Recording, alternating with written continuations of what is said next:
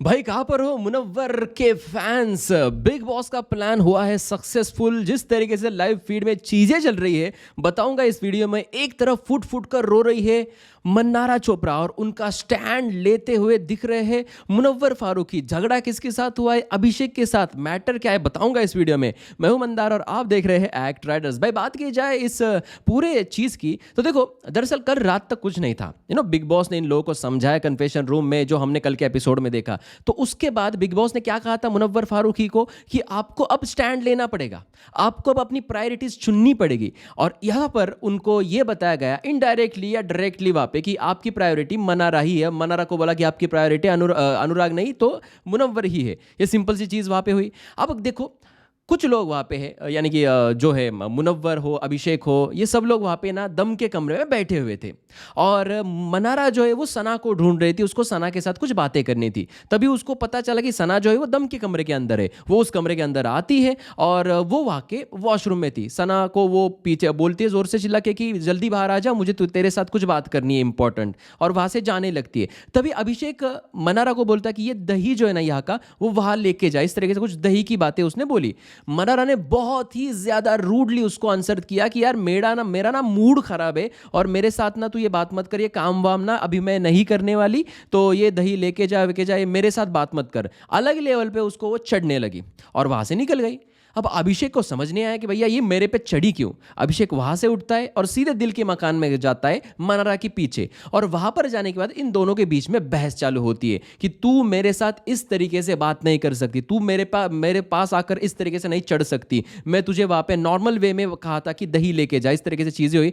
फिर वहां पे मनारा का भी आपा छूटा, इसका भी आपा छूटा। पहले मनारा ने बहुत गंदी गाली दी अंग्रेजी में, शायद वो म्यूट हो सकती है आने वाले एपिसोड में। और उसके बाद इसने भी गाली दी। मनारा ने 3-4 गालियां दी, इसने भी 3-4 गालियां दिया। लेकिन प्रॉब्लम यह था कि अभिषेक की आवाज जा रही थी दम के अंदर, क्योंकि अभिषेक का आवाज वैसे भी बहुत बड़ा है। अब अभिषेक का आवाज जब वहां पर गया तो मुनव्वर के कान के ऊपर वो झगड़ा आया। उसको लगा कि अभिषेक बहुत ज्यादा चढ़ रहा है, मुनव्वर को लगा इस पर, मनारा पर। तो मुनव्वर वहां पर गया। वहां पर जाने के बाद अभिषेक को बोला कि भाई मत कर, भाई तू मत कर, भाई तू मत कर। और उसके बाद सिर्फ जोर से चिल्ला के बोला कि यार तू ये मत कर। सीधे वहां पे अभिषेक को चुप कराया। अभिषेक ने देखा यार मेरा दोस्त मुझे बोल रहा है, मनारा को कुछ नहीं बोल रहा। यानी कि वो बिग बॉस के बातों का असर था मुनव्वर पे, जहां पर उसने जाके मनारा का वहां पे स्टैंड लिया। अब दरअसल बातें ये होती कि अभिषेक बहुत ज्यादा नाराज हो जाता है। गार्डन एरिया में मुनव्वर जाके बैठता है तो उसके पास जाके अभिषेक बोलता है कि देख भाई, तू है इसलिए मैं तेरे पास आया। तेरी जगह अगर विकी होता तो भैया विकी से ज्यादा बड़ा मेरा ईगो है, लेकिन मेरे ईगो से बड़ा तू है। और तू अगर यहाँ पर मुझे इस तरीके से बोलता है या उसका तू स्टैंड लेता है तो तुझे पता होना चाहिए कि क्या मामला है और किस तरीके से तू आके मेरे पे चढ़ रहा है। हालांकि ईशा का कहना यह है कि मुनव्वर जो इस पर चढ़ा तो मुनव्वर ने 2-3 बार इसको साइलेंटली वहां पे बोला कि यार तू मत कर मत कर, लेकिन मुनव्वर की आवाज उसके पास नहीं जा रही थी क्योंकि अभिषेक की आवाज बहुत बड़ी थी। तो भैया इसलिए मुनव्वर को चिल्लाना पड़ा। और मुनव्वर ने भी यही बात उसको समझाई अभिषेक की कि अभिषेक देखो, तुम्हारी जो आवाज है ना वो दम के कमरे में आ रही थी, हमें नहीं पता कि गालियां जो है वो मनारा की तरफ से भी आई है, इसलिए भाई हम वहां पर आ गए। और फिर मैंने तुझे डांटा और बोला कि यार तू मत कर, क्योंकि जो मैच्योर्ड होता है उसको ही वहां पे डांटना पड़ता है। तो इस तरीके से इन दोनों के बीच में चीजें हुई। अब देखो, इन दोनों के बीच में चीजें हुई तो ये चीजें जो ना पूरे घर में फैल गई है, जहां पर मनारा का स्टैंड लिया है मुनव्वर ने। ये सारी चीजें हुई। अब अंकिता भी यहाँ पे आती है और अंकिता भी बोलती है कि ऐसे गलत तरीके से वहां पे मुनव्वर कैसे स्टैंड ले सकता है। अब ये देखो, अंकिता हो जाए या घर का कोई भी सदस्य हो जाए, इनको पता ही नहीं कि भैया क्या डोज मिला है इनको कन्फेशन रूम में जाके। तो इस तरीके से वहां पे चीजें हुई।